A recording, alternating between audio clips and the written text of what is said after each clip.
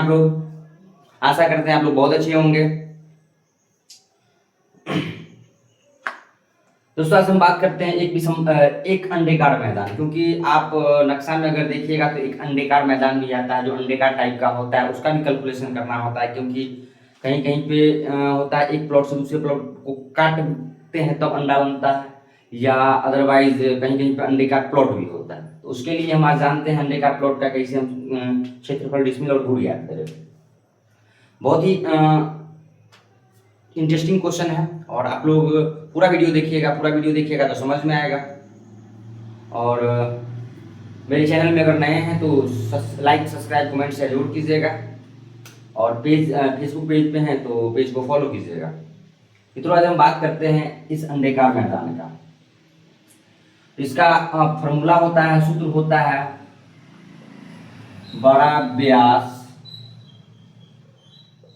By 2 into छोटा व्यास by 2 into pi. इसका formula होता है बड़ा व्यास बाई 2 छोटा व्यास इंटू पाई। अब हम क्या करेंगे, तो बड़ा व्यास, क्योंकि अंडेकार प्लॉट जब होता है ना तो उसका व्यास फॉर्मूला में लगता है, बड़ा व्यास छोटा व्यास, ठीक है ना। तो बड़ा व्यास मेरा हो गया 120 करीब, बड़ा व्यास 120 गुने छोटा व्यास 70 गुने पाई। इसको कर देंगे बाई 2 तो मेरा हो जाएगा 60 इंटू, इसको कर देंगे बाई 2 तो हो जाएगा मेरा 35 इंटू, अब पाई का मान होता है 3.14, या 22/7 भी आप ले सकते हैं, क्योंकि 22/7 और 3.14 दोनों पाई का ही मान है। आप दोनों में से किसी को भी ले सकते हैं, जैसे आपको जो आपको पैटर्न अच्छा लगे, ठीक है ना, उसको लेके इसको सॉल्व आप कर सकते हैं। तो 60 इंटू 35 इंटू 3.14, तो आपका इसका क्षेत्रफल आ जाएगा 6594 वर्ग कड़ी, मतलब कड़ी का स्क्वायर। हम क्या किए हैं, कड़ी को कड़ी से गुणा किए हैं, पाई के मान से भी गुणा किए, तो मेरा आ गया वर्ग कड़ी, मतलब क्षेत्रफल निकल गया। क्षेत्रफल कितना निकल गया मेरा, 6594 10, ठीक है ना, यह मेरा क्षेत्रफल निकल गया। अब कह रहा है कि बताइए डिसमिल कितना होगा, तो इसके लिए कड़ी में है तो सूत्र लगाइएगा। हम जानते हैं कि 1000 वर्ग कड़ी बराबर 1 डिसमिल होता है। 1000 वर्ग कड़ी अगर एरिया लेते हैं, क्योंकि मेरा क्वेश्चन कड़ी में है, तो 1000 वर्ग कड़ी हम एरिया अगर लेते हैं किसी प्लॉट का तो उसका वैल्यू 1 डिसमिल कहलाएगा, ठीक है ना। तो मेरा कुल जो है कितना निकला है 6594, और 1000 वर्ग कड़ी बराबर 1 डिसमिल होता है, तो मेरा आ जाएगा 6.594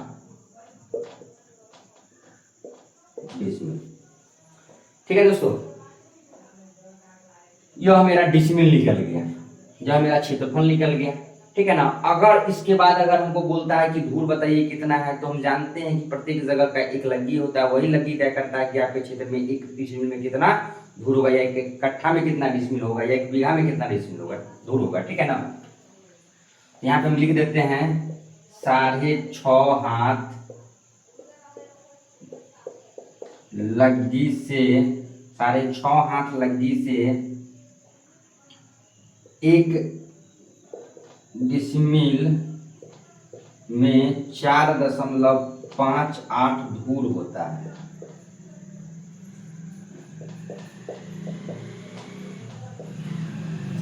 मतलब 6.5 हाथ का लग्गी होता है, 6.5 हाथ की लग्गी से जो है ना अगर हम धूर ज्ञात करेंगे तो 1 डिसमिल जमीन में 4.58 धूर होता है, जो लोग इसको लगभग 4.5 मानते हैं। तो यहाँ पे हम कर सकते हैं 6.594 इंटू 4.58,